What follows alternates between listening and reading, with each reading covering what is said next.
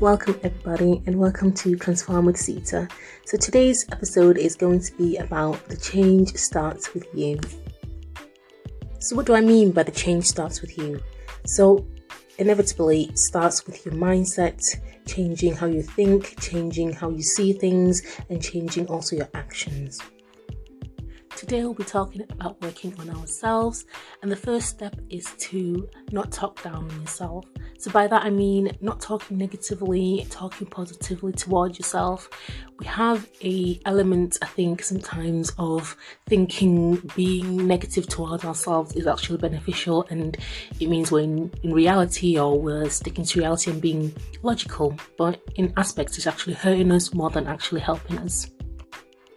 As an example, so when the past me, should I say, had the tendency of thinking negatively and thinking, this is what it is, I am a bit pudgy, I am a bit, I do need to lose a few pounds, which was obviously the truth, but it didn't make me. It wasn't me in definition. I allowed too many times for my self-esteem to actually determine the way I navigated through life and made decisions, and I had to stop doing that. When we allow our self-esteem, how we feel about ourselves, to actually navigate our life, we're actually working through emotions. So we are allowing our emotions to make our decisions for us, and that is not the best place to be at.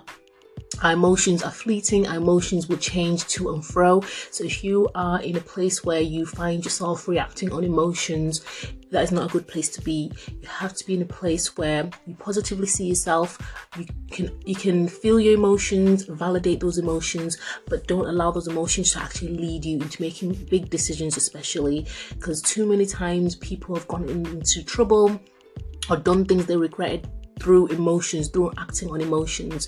You're allowed to have your emotions, feel them, but allow yourself to feel those emotions, validate the emotions, but then say, I'm not going to act on this because my emotions are currently leading me. I'm not in the sound mind at the moment to actually make a decision.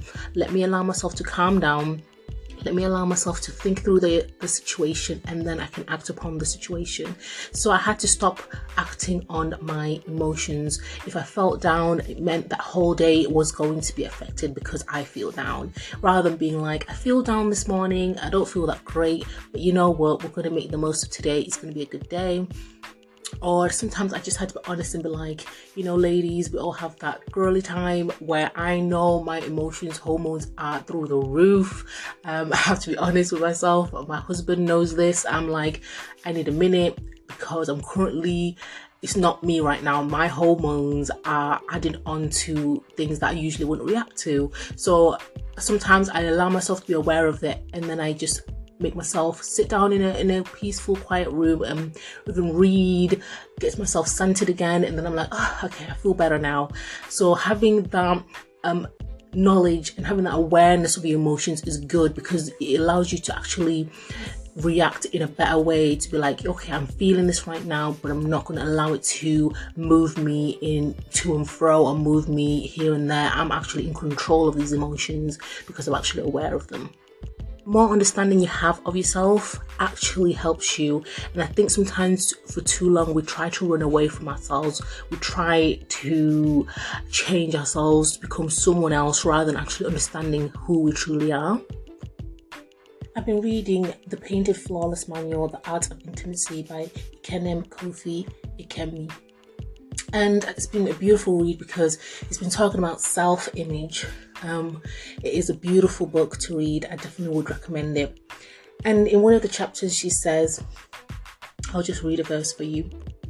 She says, we all emit our own unique light on this earth. That particular luster you emit in unidentical to another, and yet completely recognizable in creation. This is why it is such a disappointment when we try to replicate the life of another, as if there is nothing unique about us.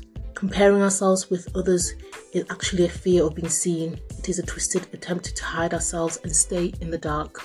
So beautiful and so well said. Too many times we're trying to replicate someone else when we actually have our own light, our own luster, that is unique to us, unidentical to anyone else, that we don't need to actually try and be anyone else, because who we are as ourselves is a beautiful creation. It is a uniqueness that only we hold, and that is the light that we hold. And I hope to encourage someone today to be like, you don't have to compare yourself. Speaking from experience, I am a twin, an identical twin, and for a long time in my life, people would view us as one, and in essence, it held me back, or held us both back, because we'd see our image in one another. So I kind of didn't have my own self-image, because it almost was intertwined with my twin sister's self-image, and because people also would feed into that and perpetuate the same ideology, so it kind of felt like normal. And as I grew up, I had to admit to myself that I have to have my own personality, I have to have my own self-image, I have to have my own me, be myself. Just because I'm an identical twin does not make me just, connected to just one person, and then whatever I desire and how I am is invalid, and that we do have differences, and that we're not just the same, because people just assume that, you must be completely the same, you must like everything the same, you must act the same, when that is not even the case at all. So I had to kind of find that in myself as well, to allow myself to be my unique self, and give myself permission to be myself rather than acting upon the fact that I'm a twin. I have this label, so therefore that must be it. So beautiful read. This was in the first chapter, Colours of Light, it's titled at the top. But yeah, it's the Painted Flawless Manual, the Art of Intimacy. It's definitely revealed myself in this book.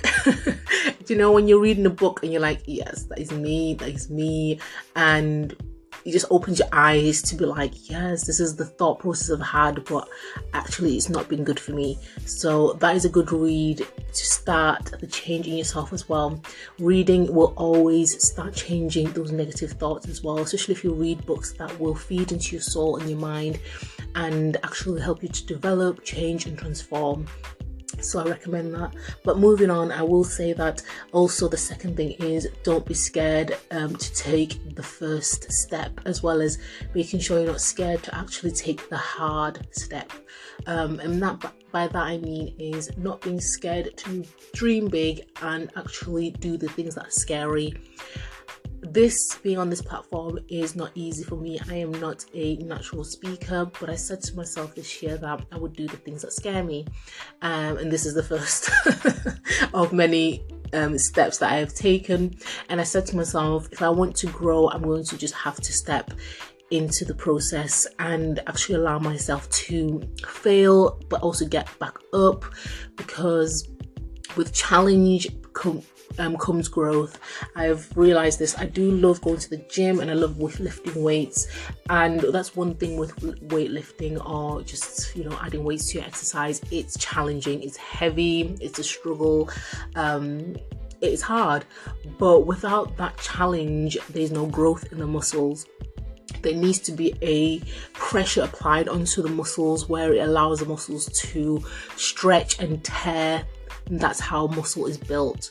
So even in our biology, it shows that there has to be a challenge, a stretching, a struggle for actual growth to happen. So if you want muscles, you need to eat more, you need to exercise more, lift heavier, to allow those muscles to grow, to tear, repair, and then you repairs with the muscles in that.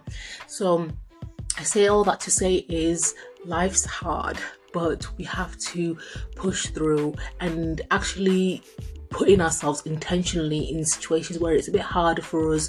Like, it might be hard for you to go to school. You might be a person that's enjoys school. You don't find taking on information easy. That might be a step for you, because that's a challenging situation where you have to put yourself in an uncomfortable position. Allowing yourself to actually go to the gym because you are someone that doesn't really like to go into open spaces where there's lots of people. That is a challenge for you. Allow yourself this year to actually do that one thing. Even if you say to yourself, I'll do it for this 1 week. 1 week I'll do once a week or something like that, or 2 days a week. I will challenge myself to do the challenging thing that I find hard. the consistency is the most important thing at the first start of everything, because sometimes we like to think, okay, I'll do it every single day and then I'll get better, and then it's almost like an overload on your system, your emotions, and you end up just giving up and becoming frustrated. So I do say, if you want change, start little. If you want to wake up early, start by saying, I'll wake up 10 minutes early for 2 days out of the week, and then I'll do that for at least 3 weeks, and then after that I will start increasing it to maybe 30 minutes, because I've gotten used to waking up that extra 10-20 minutes early. Just adding those little changes. Even though it's the challenge for yourself, allow that challenge to actually change you and cultivate you and transform you into the person that you actually want to be. And the third and last thing I'd like to say is, don't be afraid to fail. Failure is a part of life. Failure is the one that, like I said before, will cultivate us into the people that we need to be. You learn a lot from failure. It builds character. I've had a business that I feel like I wish I had done more. I won't say I failed in it, but a part of me feels like I feel like I failed in it because it didn't go where I wanted it to go. But that's also a learning. That's a learning for me, because I think it also has allowed me to be realistic and also change my thinking, because I think my thinking wasn't in a good place at the time. So all that to say is, don't think that because you failed at something, it's the end of it. It's actually a learning. It builds character through the process. Even though it hurts at the time, it actually will build character for yourself. It will build character for you.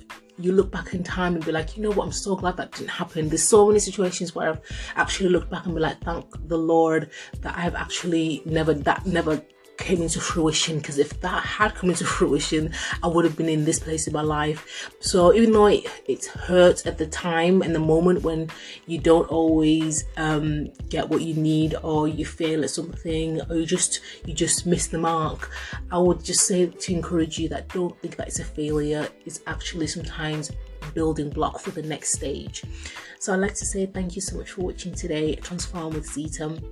The change starts with you.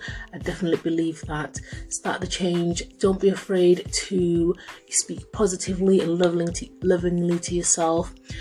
Take the first step for anything that's challenging. Start with the little things.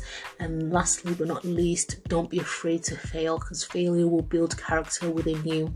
So thank you so much. Please leave me feedback on this podcast, and thank you so much for listening.